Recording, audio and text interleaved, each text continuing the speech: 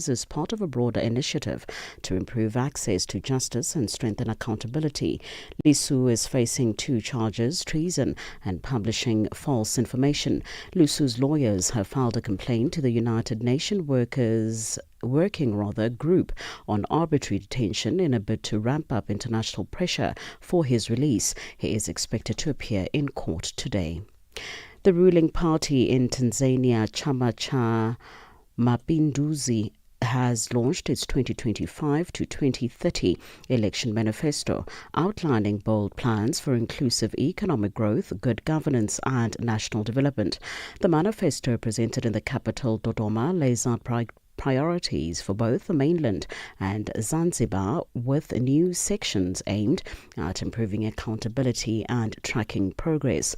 Political analyst and commentator on East African affairs, Dr. Nicodemus Minde, explains. Again, this is the question of implementation. And of course, this being an election year, because most party manifestos are usually laden with lots of promises, lots of grand ideas, actually have set up a mechanism to monitor the progress of this manifesto, or whether or not they are going to really stick to this program of monitoring is another question. But again, for accountability purposes, it is important for any political party or institution that sets out goals to see whether or not they are achieving most of these goals. South Africa's Minister of Justice and Constitutional Development, Mamoloko Kubai, has raised a concern over the number of children who are being trafficked with the help of their parents. Kubai received a memorandum of grievances from children who marched to the Constitutional Court in Johannesburg. Kubai has welcomed the voices and concerns of children. That we have acknowledged that the issues of gender-based violence is rising. There's quite a lot of issues that we are concerned about, but new phenomenon where mothers are literally commercializing their children, where you find that they are taking money and selling their children. So those cases are worrying, because ordinarily previously we used to worry about fathers who are molesting these children or who are raping these children, and therefore mothers going to seek for help and protecting the children. It's a society we must think about, how do we ensure generally do we protect children. A pro-Palestinian activist group has sent another boat from Sicily to bring limited amounts of relief supplies to the Gaza Strip, which suffered a complete Israeli aid blockade for weeks. Those on board the Madeleine include a Franco-Palestinian MEP, Rima Hassan, and the Swedish climate activist, Greta Thunberg. They are hoping to reach Gaza in 1 week. A similar mission by the same group failed a month ago when that vessel was attacked by drones off Malta. The coalition blamed Israel, but Israel did not comment. And finally, the British Prime Minister Keir Starmer has said that a major defence review being published today will move the UK's armed forces to warfighting readiness. Starmer was speaking to BBC News on government's defence spending plans, which involve up to 12 new attack submarines. He said this preparation is needed to deter rising threats in an increasingly unstable era. The principles are clear: warfighting readiness, integrating our forces so they're not just joint forces but integrated, and a NATO-first approach which builds on the success of NATO over 80 years or so now and makes sure that we, the UK, never fight alone. If you want to deter conflict, then the best way to do that is to prepare for conflict. For any news stories you would like to share with us, please do send an email to newsroom@channelafrica.co.za or call us on +2 711 714 4459. For Channel Africa News, I'm Jolani Tulo Webe. SABC News, the African perspective. In our sports headlines this hour, Proteas captain says they now know they are opponents of Australia in the upcoming World Test Championship final in Lords. And Zambia national women's football team striker Barbara Banda says they are aware of the importance of the COSAFA series. I'll be back with these and other stories at the bottom of the hour. Africa Update with Lulu Kabu, 12 to 1 p.m. Central African Time. Well, thank you to Jalani Tulongwebe with our news update and Figilile Ngwati with our sports headlines. We are on DSTV's audio bouquet channel 802, on OpenView channel 628 and on www.channelafrica.co.za, as well as on the SABC Plus app, available on the Apple and Google Play stores. And join us in conversation on our social media platforms. That's on X, Instagram, and subscribe on YouTube at Channel Africa 1. On Facebook at Channel Africa, you can also send us your comments and voice notes to +2763 at 406 9126 #Africa Update, and let us know which country you're in. And if you have any stories that you'd like us to highlight or to focus on, send us an email. It is newsroom@channelafrica.co.za, or give us a call on +2711 714 4459. And on today's #Africa Update asks, a new wave of malicious TikTok videos lure users to what seems to be helpful tutorials, but instead tricks people into executing commands that install malware. Now we are asking you today, have you or someone you know fallen victim to scammers on a social media platform, and what did you do? I'll share your thoughts and your views on Channel Africa's social media platforms. That's on X, Instagram, and at Channel Africa 1, on Facebook at Channel Africa. You can also send us your comments and voice notes to +2763 at 406 9126. That's #Africa Update asks. The countdown has begun as the EU-Africa SME Summit kicks off in just a few days. This is more than just a meeting. It's a chance to shape the future. Africa and the EU are ready to deepen ties, confront issues, share real solutions, and inspire collaborations that could change the future. The third EU-Africa SME Summit, June 19 to 21 at the Johannesburg Stock Exchange. Register now at EUAfricaSMESummit.eu. Africa Update with Lulu Kabu on Channel Africa. It is 12:08 Central African Time, and we're coming to you live from Johannesburg in South Africa. Tanzanians have been urged to stream the court proceedings of Chadema leader Tundu Lissu instead of physically going to the courts. Now, the judiciary of Tanzania says the decision to live stream the court proceedings is part of a broader initiative to improve access to justice and strengthen accountability. Lissu is facing 2 charges of treason and publishing false information. And to speak to us further about this, we are joined on the line by Chadema spokesperson Brenda Rupia. Brenda, good afternoon, and thank you for joining us on Africa Update. Hi, Lulu. Thank you so much for joining you guys. Now, Brenda, did you manage to go to court, or are you also live streaming from home? I did manage to go to court, but when I got there, there was a lot of people inside the court already. As you know, the court did say they're only allowing 80 people to enter the courtroom. So a lot of people, a lot of political leaders, as well as members of Chadema, and people who actually just want to follow the court case, were not allowed inside the courtroom. And somehow I managed to be one of them. So I am not in the courtroom, but I am following the court procedures within the live streaming. And how is that going so far in terms of the live stream? Is it audible, clear? And, what is the reaction from supporters who are also live streaming? So far, the live streaming is audible and it's clear. We're following, and everything seems to be going fine within the live streaming.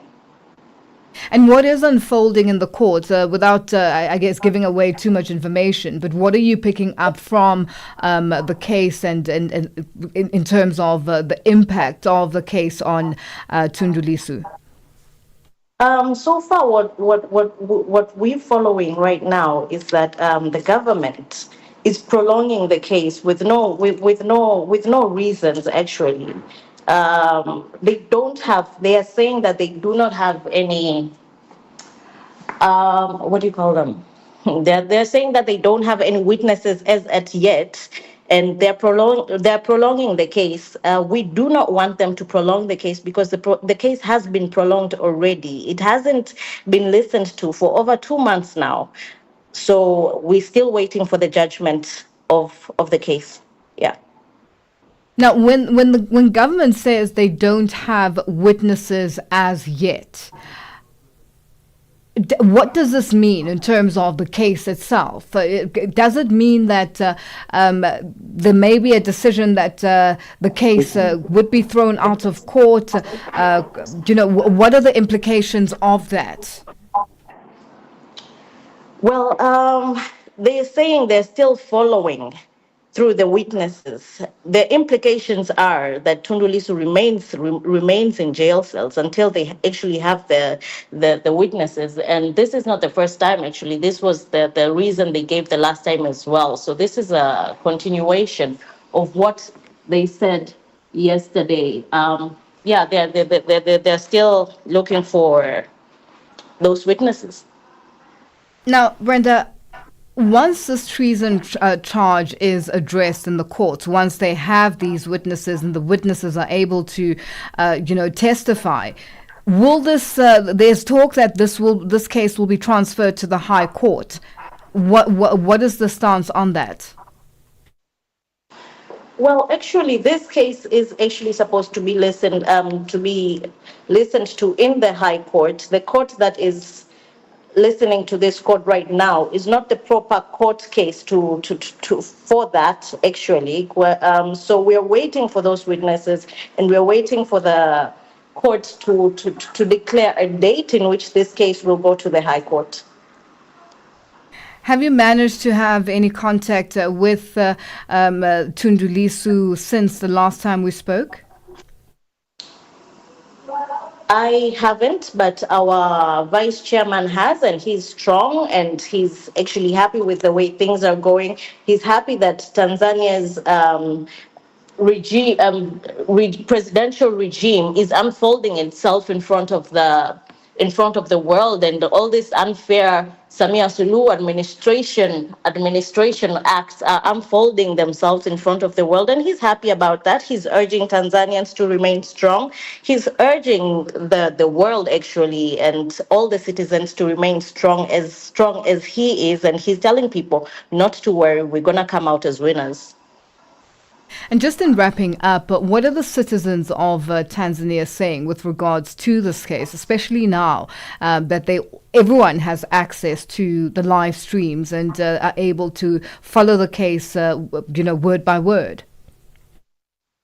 If you follow the comment section in the live streams, you can see that Tanzanians are not happy with this Samia Suluhu administration. They're not happy with this regime.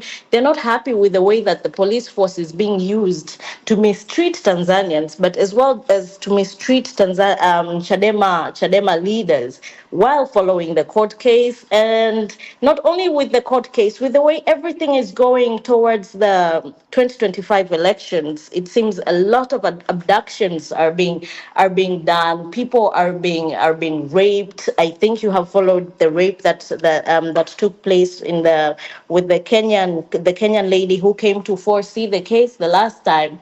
Not only are people being raped, people are not allowed they're not allowed to come into Tanzania if the cause of coming in the country is coming to follow up with the case of Tundu Antipas Lissu. Well, Brenda, we'll leave it there for today. Thank you for joining us on Africa Update. Thank you so much, Lulu. That's Chadema spokesperson Brenda Rupia joining us on the line. It is 15 after 12 Central African time, and we're coming to you live from Johannesburg in South Africa. Africa Update with Lulu Kapu, 12 to 1 p.m. Central African time. The government of Uganda and the United Nations Refugee Agency have issued a joint appeal to the international community amid worsening global funding shortages that threaten the country's refugee support operations. They have acknowledged that severe financial constraints have forced difficult decisions, including staff layoffs and service cutbacks. They say the impact on humanitarian workers and refugee communities is already apparent. This crisis comes as Uganda, already the third largest refugee hosting country in the world, faces a sharp influx of new arrivals. And to discuss this further, we have our correspondent in Uganda, that's Cassius Edwards Ochokombege, on the line. Cassius, good afternoon, and thank you for joining us on Africa Update. Thank you for having me. Now, Cassius, what has the government and the UNHCR said in terms of the worsening global funding shortages that are threatening the country's refugee support operations? You see, they need a sustained $10 million US to worth of food and other supply logistics to support the refugees. It's one of the largest operations, like you alluded to earlier, the largest in the world. Now, because of what was termed as, I think it's global challenges, now that we have competing funding interests, the supply hasn't been as regular as it is. And this is causing a lot of problems for this refugee operation. Now, with Uganda's open door policy, it has been praised over the years as one of the most progressive refugee frameworks worldwide, with refugees allowed to work, they have access to education, and they move freely. How does the funding shortage affect this? Because now, for the country, together with the UNHCR, to stand up and say, listen, we need some assistance, some major assistance, because we are facing a crisis. Question. Yeah. Now, Uganda hosts 1.85 million refugees. It's a global model. Now, this money goes into major education, healthcare, food and shelter. But the UN agency also needs this money for logistical requirements in order to deliver for this. But now with dwindling funding, Uganda is becoming a victim of this donor fatigue, and therefore, basically, this refugee crisis won't help the victims who are found in these camps. There are total 13 camps, you can imagine, and this is quite a large number of people who are in need of basic necessities of the essentials, really. So it can become really very bad for them, especially in a country like ours, where we have a history of mismanagement, let alone to handle this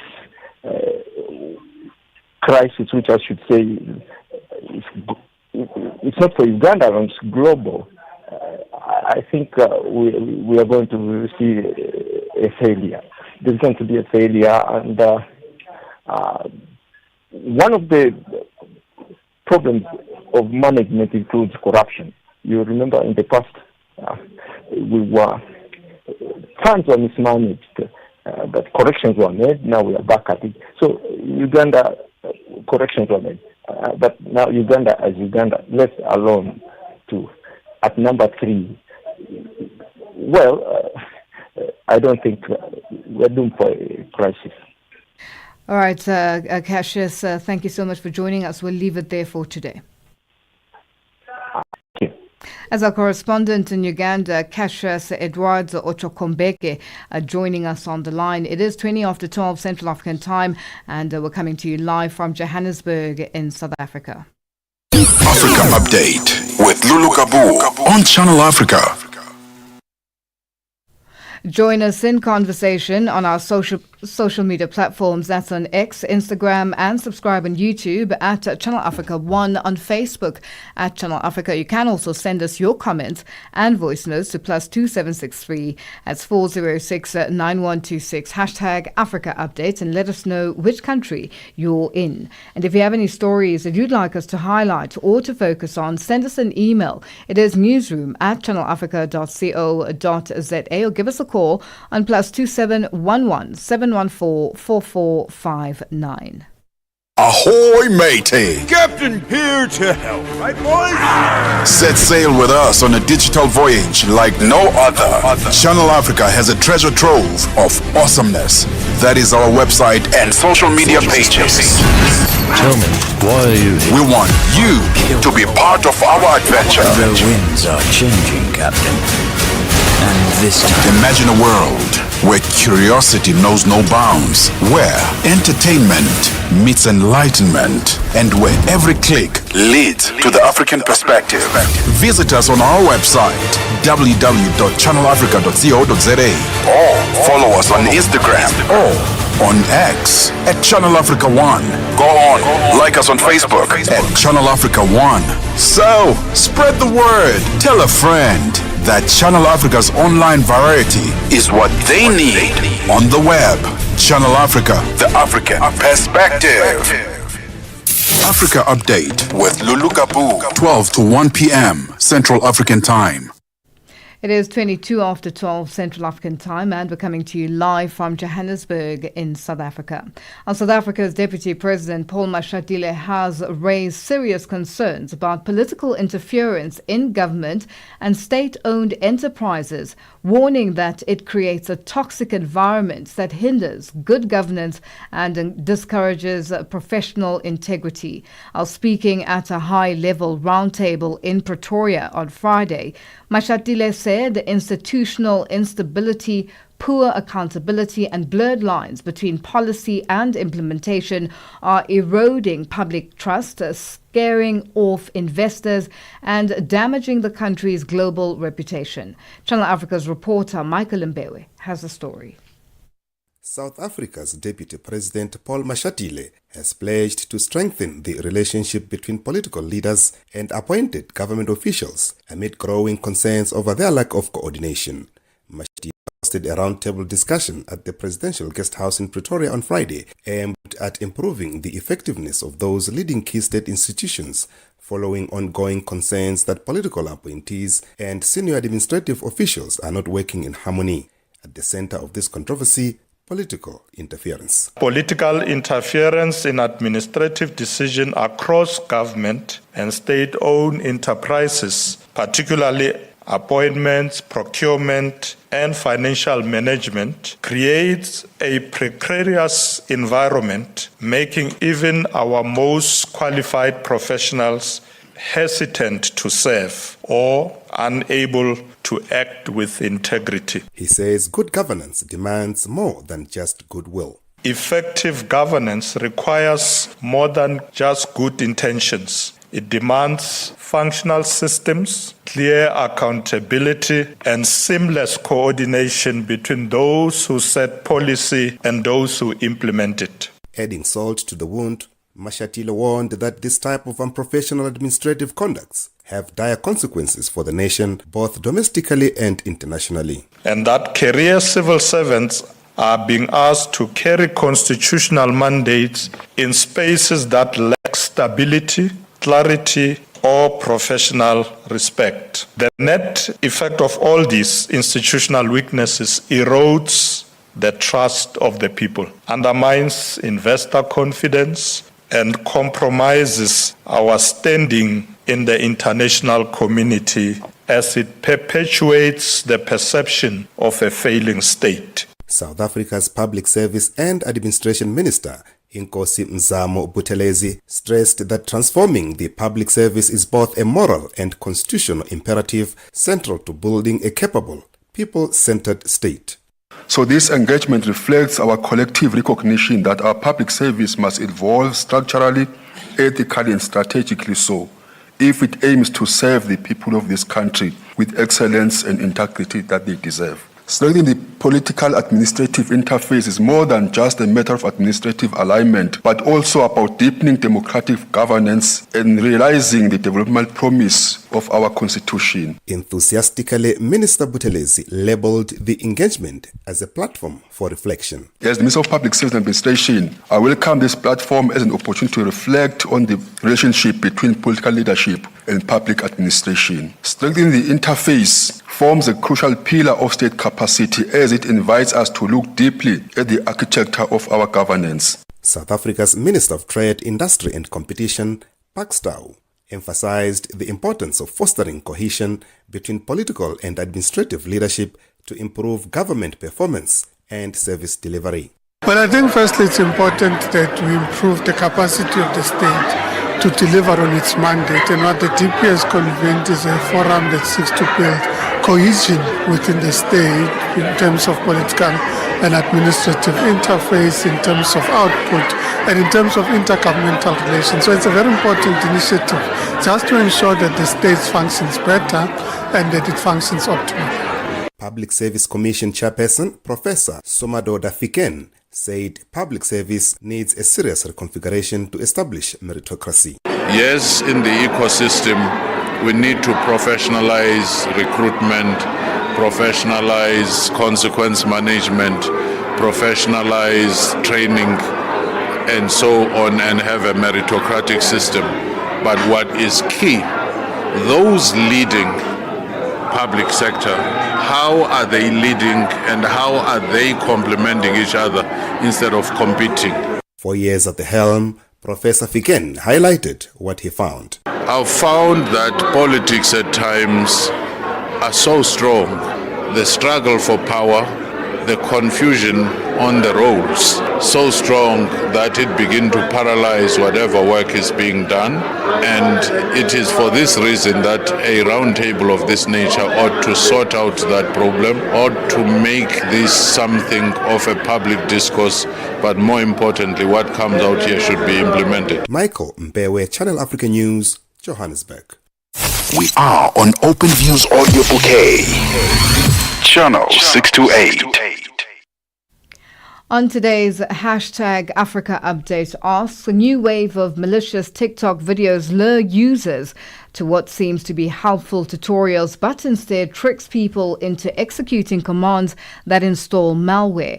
We are asking today, have you or someone you know fallen victim to scammers on a social media platform, and what did you do? Share your views and your thoughts on Channel Africa's social media platforms. That's on X and Instagram at Channel Africa 1, on Facebook at Channel Africa.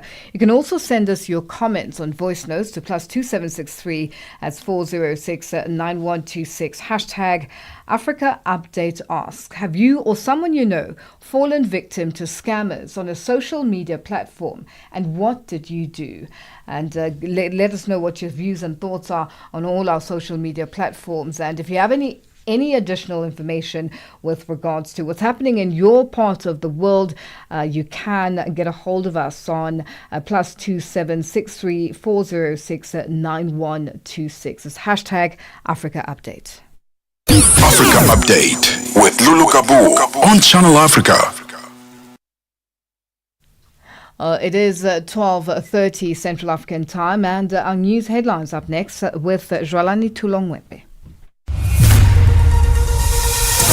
SABC News. Headlines. The African Perspective.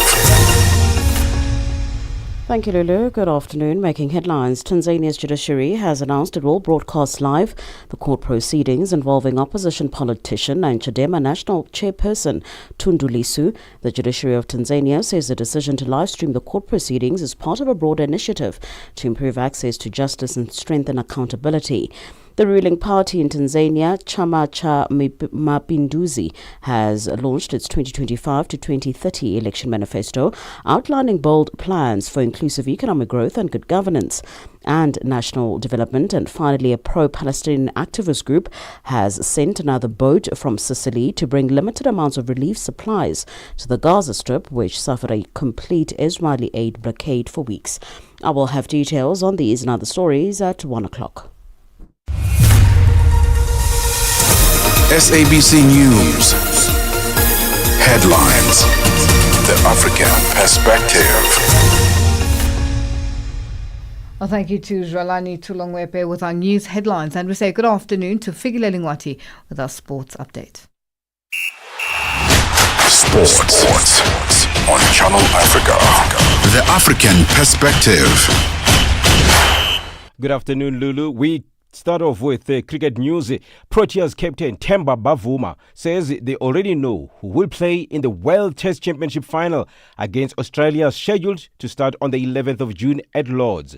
Bavuma and his team left for London on Friday on a mission to win the all-important match and lift a senior ICC trophy for the first time since readmission in 1992. With a 4-day preparation match against Zimbabwe starting tomorrow, the skipper says himself, coach Shukri Conrad, have already discussed the makeup of the team with small tweaks to be informed by weather and pitch conditions on the day. To be honest with you, it's quite clear from myself and Shukri as to what we want to do. I think Shukri has already said that Rickleton will be in terms of opening. Probably one conversation that we need to have, whether we're going the extra specialist batter, whether it's the extra all-rounder. But I think the makeup of the team, largely we kind of know. The warm-up game is not a trial game, we're definitely not going to use it like that. I think the conditions, I think that's probably the biggest thing that will influence those one or two spots. Explosive Australian batter Glenn Maxwell called time on his one-day international career, but will continue in 2020 cricket with his eye on next year's World Cup. 36-year-old who played 149 ODIs, blasting 3,990 runs, said he was starting to feel the physical toll of the 50-over game. Maxwell's strike rate of 126 is the second highest in ODI cricket, behind only West Indian heavy hitter Andre Russell, where he has crunched 423 half-centuries. He also took 77 wickets with his off-spin.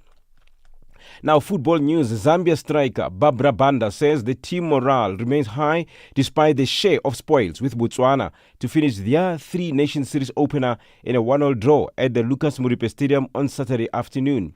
Banda was the first to find the back of the net in a tightly contested clash with Botswana forward Haunyadiwe Utlametsi, levelling the score in the 79th minute. Banda says the team understands the importance of this COSAFA series despite failing to secure a win in their opener. Not really what we expected, but it's a game. We expected a tough game. We were leading, unfortunately we conceded, and that's where we need more focus and to work on our mistakes. I and the team, we're still looking forward into the next game. The morale is still high and our heads are still high, and we know that these are important games to us, and we still want to improve more. And finally, tennis news. Defending champion Carlos Alcaraz overcame a battle in the mind to reach the French Open quarterfinals after an entertaining 4-set win over American Ben Shelton. The 22-year-old Spaniard produced his best performance of the tournament so far to claim a 7-6, 10-8, 6-3, 4-6, 6-4 victory on court Philippe Chatrier.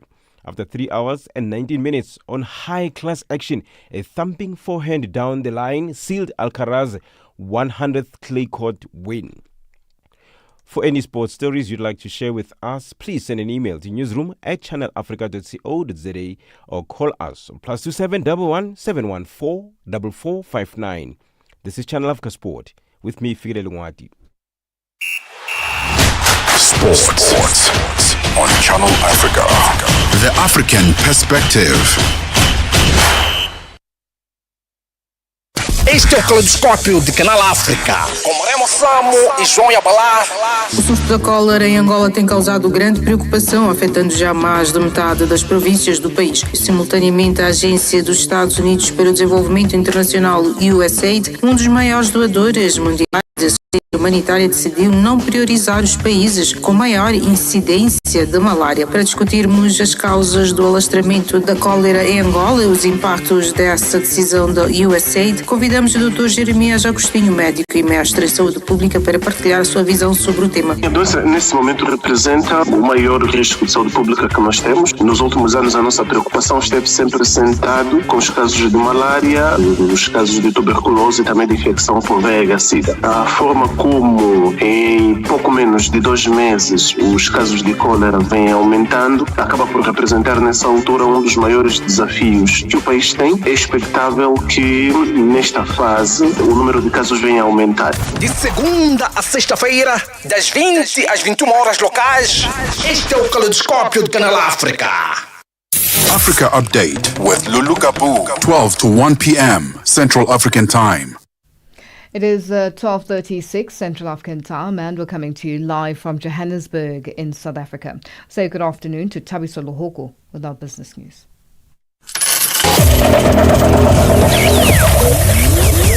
Business news on Channel Africa. The African perspective. Thanks, Lulu, and good afternoon. French miner Aramet, the main shareholder in Gabon-based manganese mining firm Comilog, says it will aim to safeguard the 10,460 Gabonese jobs sustained by Comilog and Comilog Railway Transport Unit SATRAG, despite Gabon's announcement of an export ban on manganese starting in 2029. Aramet says it has noted the government's intention to ban crude manganese exports from 2029. In a statement, the company says it will continue to work with the government authorities in a spirit of constructive partnership and mutual respect. South Africa's Umkhonto weSizwe Party is demanding an inquiry into the awarding of a multi-million-dollar energy tender to a company linked to former Eskom Chief Operating Officer Jan Oberholzer. On Friday, Electricity and Energy Minister Dr. Kgosientsho Ramokgopa announced the appointment of 5 preferred bidders under the Battery Energy Storage Independent Power Producers Procurement Program. Out of the 5 available projects, 4 were to Mulio Energy, which Oberholzer chairs. MK Party's Member of Parliament's Portfolio Committee on Electricity and Energy, Prince Adil Nchabeling, says that they've written to the Minister to demand a full disclosure with the 7 days. We're currently questioning the validity in terms of the selection of the company that was awarded this particular contract and as to what was the reasoning and the merits behind the awarding. Because there were about 26 other companies that had bidded for this particular contract. So the questions are pertaining to the issues around the selection and the merits around the selection, and the fact that there was no public transparency whatsoever in respect to the selection of the current awarded companies. South African President Cyril Ramaphosa says that the government's Basic Education Employment Initiative demonstrates its determination to address the country's high youth unemployment. Under the initiative, about 200,000 people will start working at 200 schools countrywide. In his letter to the nation, Ramaphosa says the aim of the initiative is to develop skills such as time management, teamwork and problem solving among young people. It is a flagship program of the Presidential Employment Stimulus launched in 2020. Busi Bopela reports. The Basic Education Employment Initiative, which resumes after a year's pause, according to the President, brings hope, energy and incomes to areas where opportunities are often out of reach. According to their various skills levels, participants work as curriculum assistants, supporting maths, science and technology, act as care and support assistants, identifying at-risk children, or tackle essential maintenance work. These roles are aimed at supporting the education system and providing real work experience to young people to transition into the labor market. Busi Bopela, SABC News. The Western Cape High Court in South Africa will hear an urgent court application brought by the Economic Freedom Fighters on the general fuel levy increase tomorrow. Finance Minister Enoch Godongwana announced a general fuel levy increase of 15% per litre of diesel and 16 cents per litre for petrol when he tabled this year's budget in Parliament last month. The general tax levy increase is expected to come into effect on the 4th of June. The EFF filed its papers last week and argues that the implementation of the fuel levy increase will be economically harmful. European shares retreated today after rounding off monthly gains in May as US President Donald Trump's new tariff plans threatened to rekindle global trade tensions. On Friday, Trump said he planned to increase tariffs on imported steel and aluminium to 50% from 25%, to which the European Union said it was prepared to retaliate. Steel companies such as ArcelorMittal and Aperam are down about 1% each. $1 in Nigeria is trading at 1,000 naira 586, Botswana 13 pula 28, Kenya 128 shilling 544, and Zambia 27 kwacha 66. The BRICS countries in Brazil, the dollar there will cost you 5 ruble 72, Russia 77 rubles 48, India 85 rupees 54, China 7 yuan 20, and in South Africa the dollar will cost you 17 rand 86. $1 is trading at 74 pence to the British pound and 88 to the euro. Gold is trading at $3,337 and platinum at $1,049 per ounce. Brent crude oil is at $64.19 a barrel. For any business stories you would like to share with us, please send us an email to newsroom@channelafrica.co.za or call us on +27 11 714 4459. For Channel Africa Business in Johannesburg, I'm Thabiso Lohoko.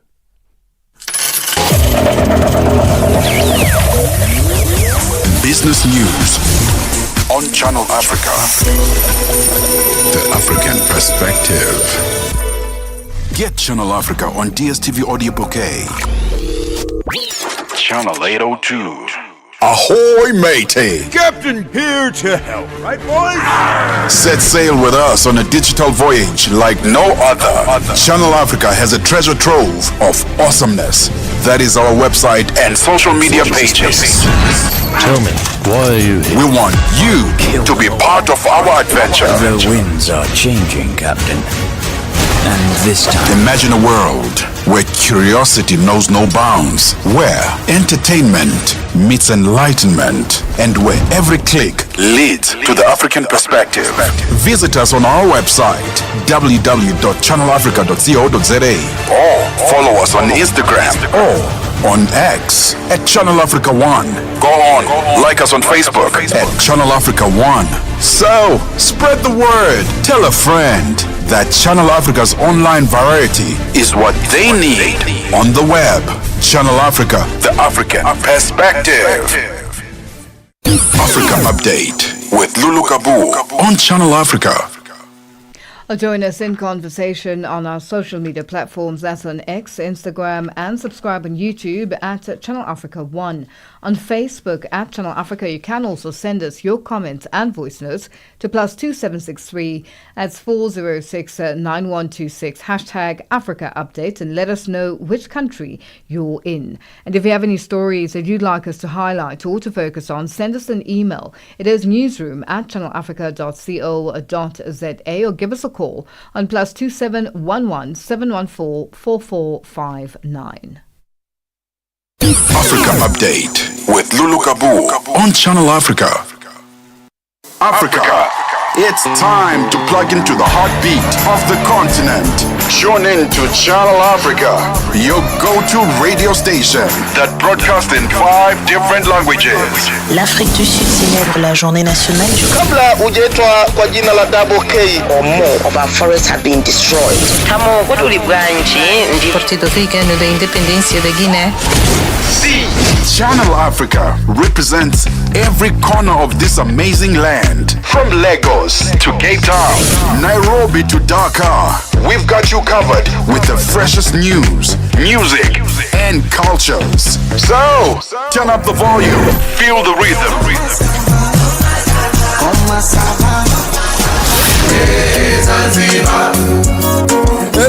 Enjoy the conversation. Channel Africa, the African perspective. Africa Update with Lulu Kapu, 12 to 1 p.m. Central African Time. It is 12:46 Central African Time, and we're coming to you live from Johannesburg in South Africa. Our young children in South Africa have called on the country's Department of Justice to enforce harsher punishment for those that violate children. The children, joined by child protection activists and government officials, marched to the Constitutional Court in Johannesburg, as in the Gauteng province of the country, to voice their concerns. Pearl Makubane files this report. Enhle Nzimande is a 12-year-old girl from Soweto. Nzimande speaks about the horrific stories she often hears that involve children. I've heard that a lot of children are killed after school, they are followed, they are taken, their body parts are sliced away, they are sold to sangomas, and I am deeply hurt because I feel like now I need a transport driver to take me home. Her peers also say they don't feel safe as perpetrators often go unpunished. They marched to the Constitutional Court to voice their concerns.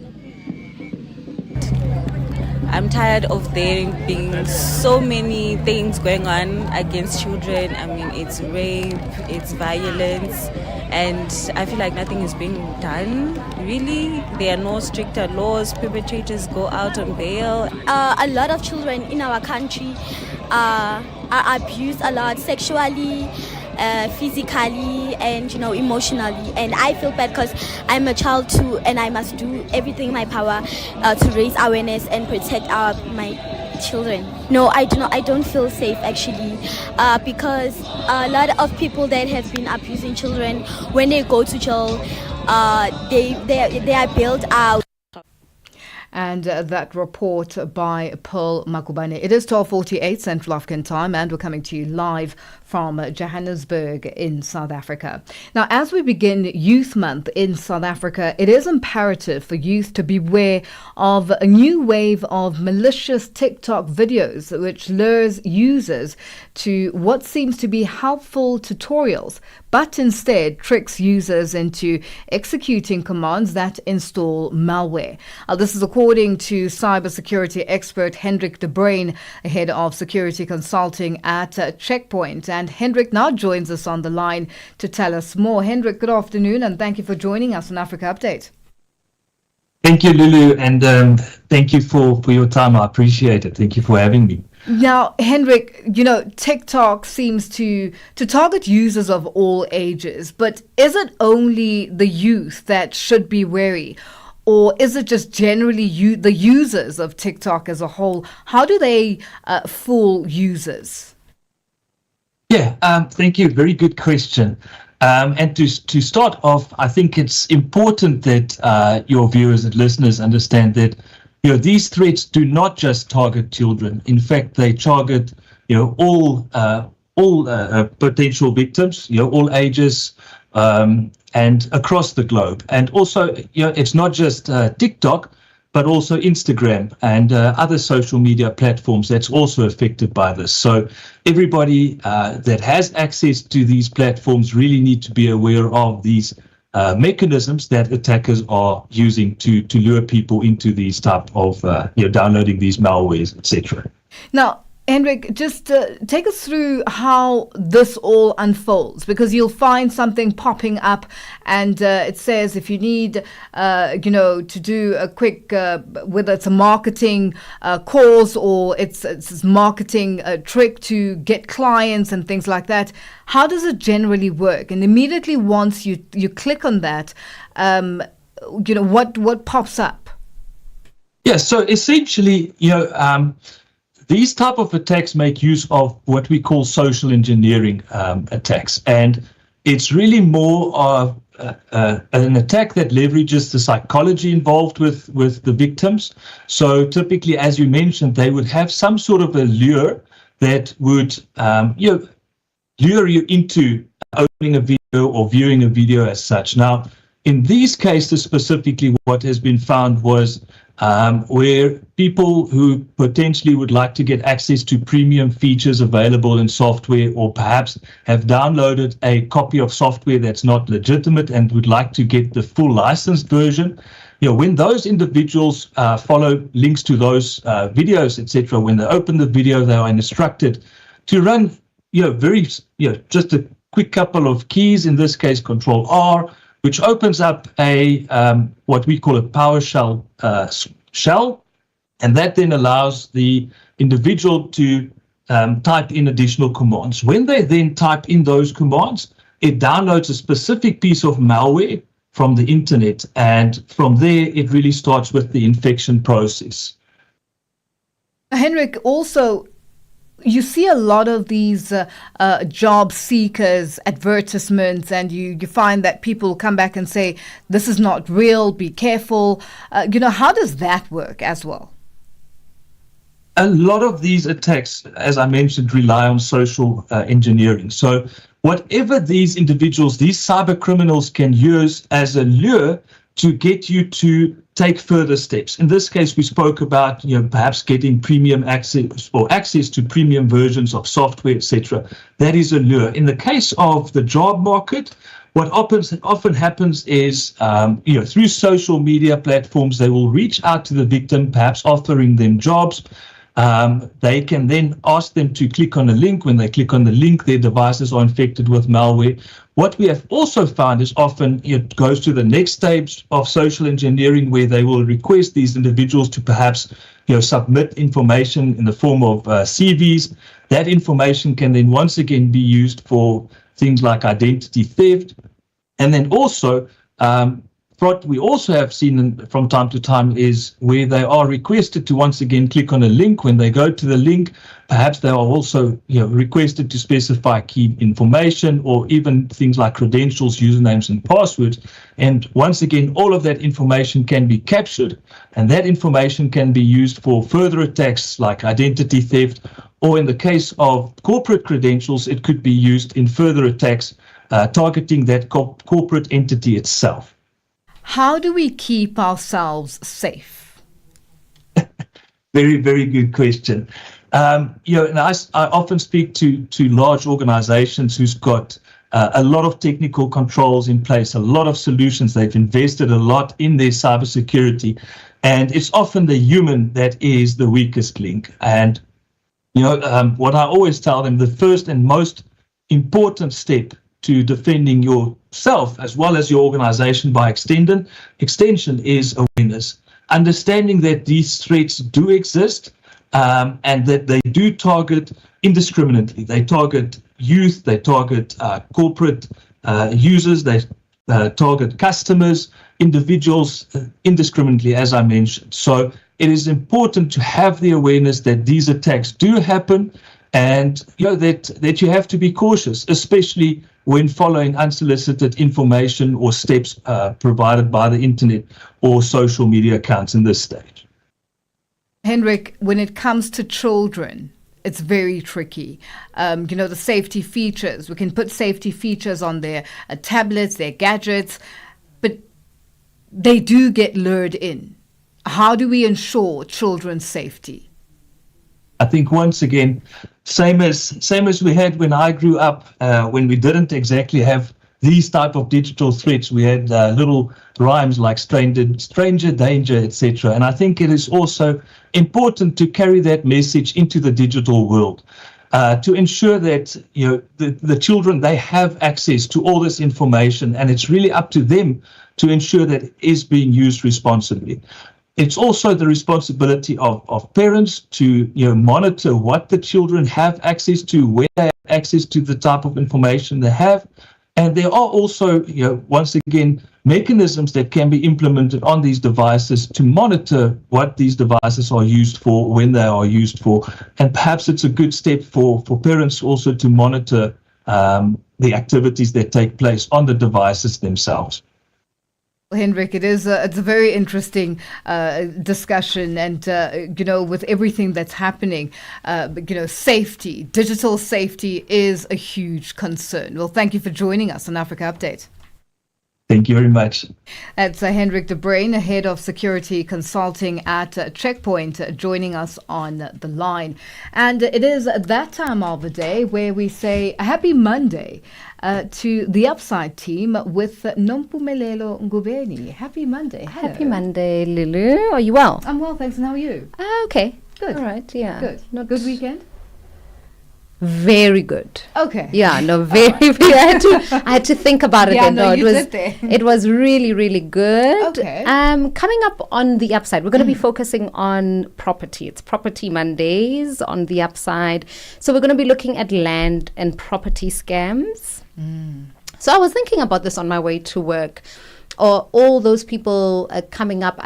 It was Kraaifontein in the Western Cape of late, when there was a big scam, a group of people saying that the government officials had solicited bribes for them to move up. Yes. But okay, firstly, you can't be crying foul. You're complicit in bribing a government official. Okay, so that's number one. But we're going to be giving people tips on how not to fall for scams. Whether it be land that you're buying for agricultural purposes, you find that it is, it has been. It's not arable. It's arid. Arid would be the yes, would be the word when it's not arable, yes, right? yes. And also for property scams, don't give people money to move up the list. Then it becomes, just to digress a little, it becomes a case of desperation. That's right. Especially the underprivileged. Everybody wants a roof over their head. And everybody wants to own. Yes. Yes, because we've been told that is where the wealth is. If you want to invest in something or in an asset that will appreciate, right? Yes. But also you can get arrested for that. That's because Lily May is the name of a new development in Cape Town. In the heart of Cape Town, they're boasting all sorts of amenities, and it's a premium apartment block. We'll be finding out from them why they are saying it is an unmatched way of investing in property in Cape Town in particular. And then we will also be speaking about Starlink. And what is just basically explaining. I think there's been so much talk about Starlink and what Elon Musk is trying to do, but do people really understand what Starlink is, how it will work in the country if it does come to the country? Obviously, lots of controversy around it as well. And then we will look at the Big Five Construct SA, which is a upside from the top of the hour with Nompumelelo Ngubeni and Teboho Lekhuleni. For myself, Lulu Gabu, and the Africa Update team, it's been a great Monday. Continue with us on our socials. And as we asked today, the big question is safety on all digital platforms with malware. What